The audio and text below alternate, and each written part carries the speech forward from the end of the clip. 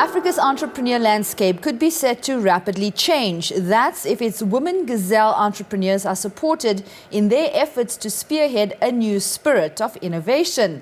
Gazelle entrepreneurs are those businesses that have increased their revenues 20% annually for at least 4 years, starting from a base of $1 million. Well, to discuss further, I am joined by Melanie Hawken, founder and editor-in-chief of Lionesses of Africa. Now, Melanie is a passionate supporter of women's entrepreneurship across Africa and is on a mission to build a powerful community to inspire the continent's next generation of women entrepreneurs. Melanie, welcome back to Leading Opinion. Always such a pleasure to have you here with us. Thank you. Good to be here. You wrote an amazing article on women gazelle entrepreneurs, and this is a great time to speak about what needs to change to support the growth of these entrepreneurs. Yeah, I think if you actually look at the women entrepreneurs that are called the Gazelles, I mean, they represent, well, globally, Gazelles represent 1% of the entire entrepreneurship landscape, but they're high-impact entrepreneurs. So if we have more women gazelles in Africa that can create those high-impact, fast-moving, innovative, agile, and high-performing companies, high-growth companies, that can really build businesses that can employ greater numbers of people, that can change the dynamics of particular sectors in key countries, then you've actually got something special. And that's what's happened elsewhere in the world. Mm-hmm. Maybe if you can just expand on what defines a gazelle entrepreneur. Yeah, they're basically, like I said, they're a small group of women entrepreneurs, but they're very high impact. So they're the companies and the brands that are being built that are global, for a start. They might have been founded here in Africa, but they have export-driven backgrounds. So they're looking to produce new products, look for new markets, really consolidate their markets and build a real market presence globally. So they're the real high impact, high performing companies that are high growth. And like you say, 20% year on year over 4 years is the minimum. You often find that a lot of these women entrepreneurs that are the gazelles are performing much higher than that. And they're really taking the world by storm. Mm-hmm. Shooting the stars out. How is Africa doing when it comes to women gazelle entrepreneurs? It's interesting. Like I said, 1% globally. It's not a great number, but they're high impact. If you look at, well, in actual fact, there are some countries that are on the top, basically the top global list for women entrepreneurs. Look at Nigeria, for example. 40% of the world's entrepreneurs are in sub-Saharan Africa. Nigeria tops that list. So let's just take a look at one or two of the gazelles that are really doing amazing things in Nigeria. Look at Kofu Akingube. She's the founder of Secure ID. She now has the market for secure technology for financial cards. Wow. She's manufacturing. She's the only manufacturer of smart cards in West Africa. She is now in 16 countries. She's looking to expand in the marketplace exponentially. She's really, as an inspirational tech gazelle, she's inspiring a whole new generation of women who can come after her, that want to do similar things. Look at manufacturing. Look at a company like Soul Rebels, one of the most exciting retail brand names in Africa and in fact the world at the moment. Bethlehem Tilehen Alemu is the founder of Soul Rebels. It is the most innovative shoe manufacturing company. Now, they're based in Ethiopia, and they are changing the face of the retail landscape, not just there.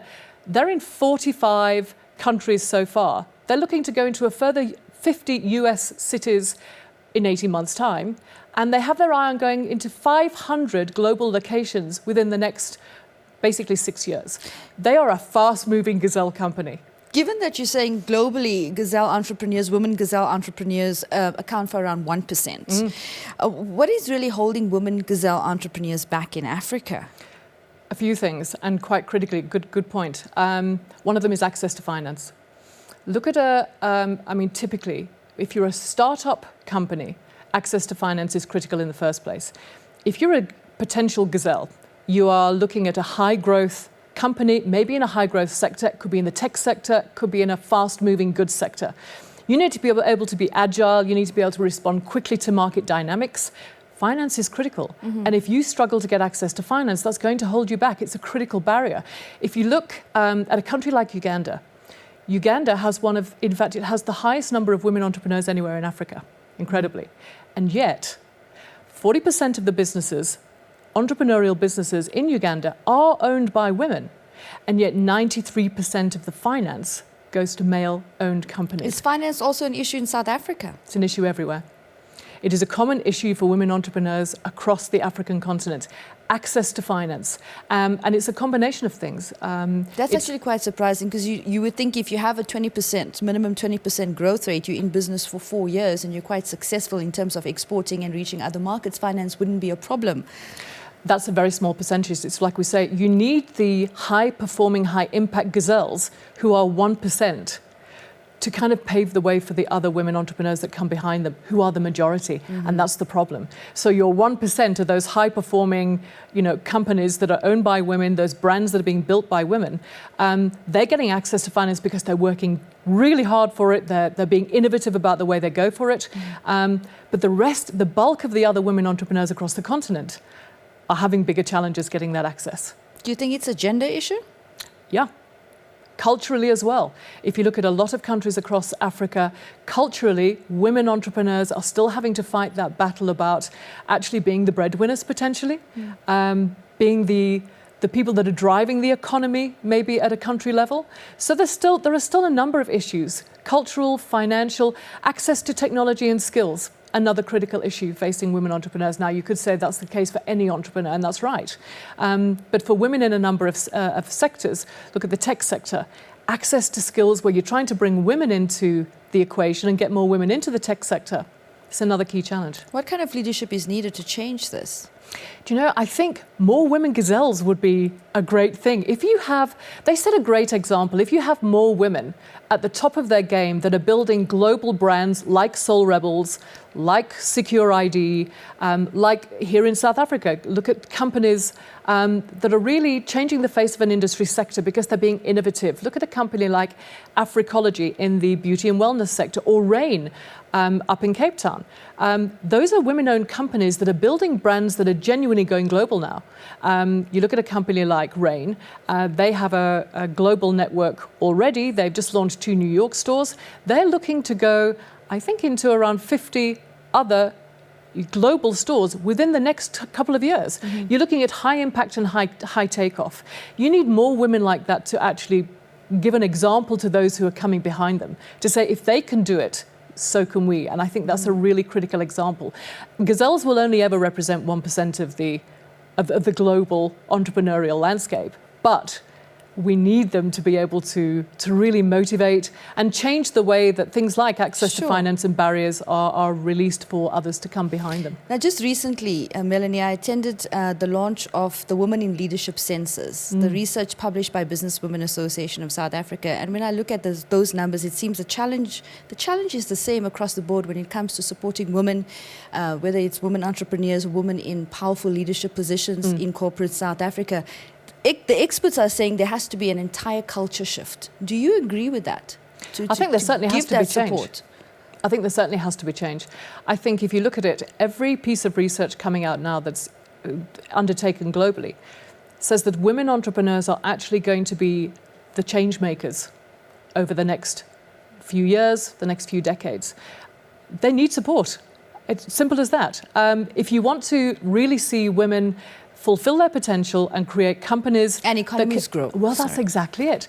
Not just that. Women are very different to men in the way that they enter the entrepreneurial landscape. Women tend to give back more than men. They tend to give back to their communities. They tend to look to see how the businesses that they're building can actually contribute to their local economies, contribute to their communities, contribute to the upliftment of other women. So they have a greater social consciousness. So in actual fact, they are genuine change makers, not just in a business landscape point of view, but actually a lot wider than that. Their impact is greater. Sure. South Africa and Africa has a lot of incubator programs to support small business development. Do we have initiatives that support the growth of women gazelle entrepreneurs? Not specifically. I think, to be quite honest, gazelle entrepreneurs, they tend to be those fast-moving companies that will look for access to finance, access to new skills development. They will look for all of the normal things, but they have usually a very innovative product or company to go with it. And therefore, they tend to separate themselves out from the rest of the field. So they approach things differently. Should we have initiatives in place to support the growth of gazelle entrepreneurs? I think you can never have too many support mechanisms. I think the trick is to actually identify those potential gazelles at a very early stage, and that's what incubators are there for. If you can actually spot what will be a gazelle of the future and really help them to fast track, because again, gazelle entrepreneurs tend to fast track within the first 1 to 3 years. They exponentially grow. And like I said, it's a 20% minimum growth, but they tend to take off quickly and they tend to have an impact very fast. So again, it's finding those gazelles at a really early stage and say, what can we do to support them to be able to give them the best possible chance of realizing their potential? We also aim to develop most entrepreneur businesses into gazelle entrepreneur businesses.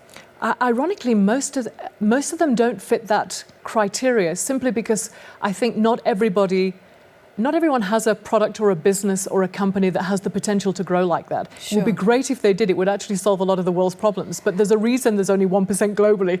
Definitely. Last week, there was an announcement that was made by the department, one of the public departments, where they're saying they're starting an initiative called President Gazelles, where if you meet certain criteria, then you can be part of this program that looks at growing gazelle entrepreneurs. Not specifically women entrepreneurs, you see, just generally gazelles. And I'm sure the attrition rate will be quite high. I think people understand that if you have more high-impact entrepreneurs or high-impact leaders out there, it can only be a plus. It can only help the economy. It can only help the entrepreneurial culture of a country. And therefore, it just makes sense. So I can see why initiatives like that are looking for those high-impact performers, whether on an individual basis or whether they are literally creating new companies that have the potential to grow into the high potential, high-performing companies that are going to employ large numbers of people, create new industry sectors and regenerate areas. I mean, that's what it's about. Globally, which countries are leading, Melanie, when it comes to supporting the growth of these gazelle entrepreneurs? Look, I think if you look in the United States, I think you probably would start there. They understand entrepreneurial culture. They understand what it is to find a potential high-performing, high-impact company and support it to the hilt so that it can actually perform to the best of its ability. So I think if you look to the US and Europe, you'll find most of the 1% of the gazelle entrepreneurs will be there. And is there a focus on women? A specific focus on growing women gazelle entrepreneurs in the US? No, not necessarily. I think it's really just a case of, look at somewhere like Silicon Valley, probably the home to more gazelle entrepreneurs than anywhere else. It simply looks for high impact, high growth, fast growth, high impact, and the companies and the brands that can employ large numbers of people in the fastest space of time and create whole new industries and really disrupt industries and traditional market sectors as a result. Silicon Valley's a great hunting ground for that sort of company and that sort of business. And I think the same could be said here. I think you will get certain key sectors that will encourage the growth of gazelle entrepreneurs. Other ones will simply appear. I mean, a company like Soul Rebels in Ethiopia, that is maybe an anomaly, but it sends a great positive signal to other women entrepreneurs, any entrepreneur in Ethiopia, to say, in actual fact, if you have the right product at the right time that connects with a global audience, then you too can be a gazelle. Well, we wish you all the best on your mission. You certainly have your hands full when it comes to supporting the growth of women entrepreneurs in Africa. And we hope to see more of you on Leading Opinion and hear more of those gem stories. Thank you. That you're talking about. Thank you very much.